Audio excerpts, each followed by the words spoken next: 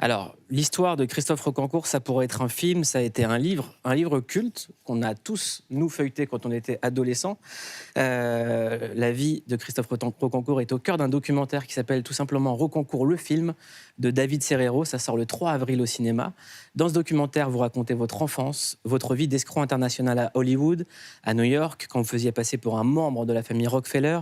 Vous parlez de votre cavale, de votre traque par le FBI, d'Interpol et de plein d'autres choses. On regarde la bande-annonce. Christophe Roccancourt, laissez-moi vous raconter l'histoire de ma vie. Qui êtes-vous? La caravane, elle était là.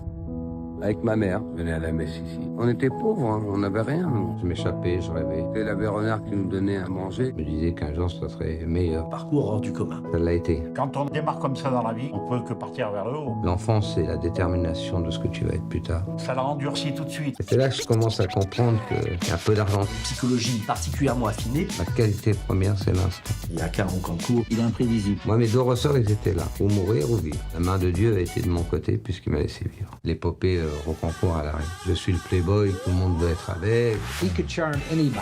Van Damme est là, Mickey Rourke est là, tout showbiz me dit bonjour, je vais aux Oscars, on était dans le Pump It Up. Ça s'appelle Roccancourt le film, c'est annoncé le 3 avril au cinéma, donc c'est une exclue ce soir qu'on vous dévoile.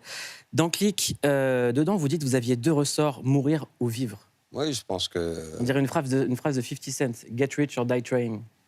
Je pense que tous les mecs qui ont commencé comme ça ont été dans ça.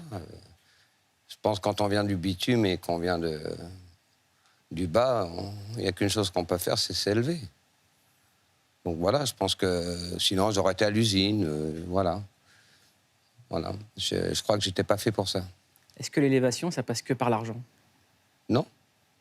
L'élévation, c'est un global. Intellectuellement, spirituellement. Je crois qu'on se doit des comptes à soi-même. La réussite, c'est avec soi-même. C'est pas avec les autres. C'est pas la reconnaissance des autres. Moi, je m'en tape, la reconnaissance des autres. Moi. J'en suis pas là.